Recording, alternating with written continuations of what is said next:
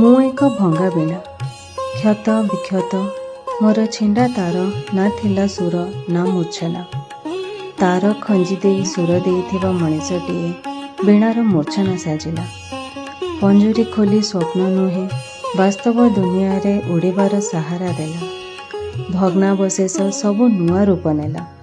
ପକ୍ଷୀଟି ମୁକ୍ତ ଆକାଶରେ ଉଡ଼ିଲା। ଜୀବନ ଜୀଇଲା, ବସା ବି ବାନ୍ଧିଲା। ହସିଲା, ଖେଳିଲା, ଦୁନିଆ ଗଢ଼ିଲା। ସଂଗ୍ରାମରେ ବି ଭାଙ୍ଗି ନ ପଡ଼ିଲା। ଦୁନିଆକୁ ତାର ଖାତିର ନଥିଲା, କାରଣ ସେ ସୁରକ୍ଷା ବଳୟରେ ଥିଲା। ତା ହୃଦୟ ମଣିଷର ବାହୁଛାୟା ତଳେ। କେବଳ ସେଇଥିପାଇଁ ସେ ଜଗତ ଜିତିଲା। ସମସ୍ତ ଗର୍ବ ଆଉ ଗୌରବର ଶ୍ରେୟ ସେ ତା ଜୀବନ୍ତ ଈଶ୍ୱରଙ୍କୁ ଦେଲା। ରିଟେନ୍ ବାଇ ମୋ ମା ନିରୁପମା ପାତ୍ର।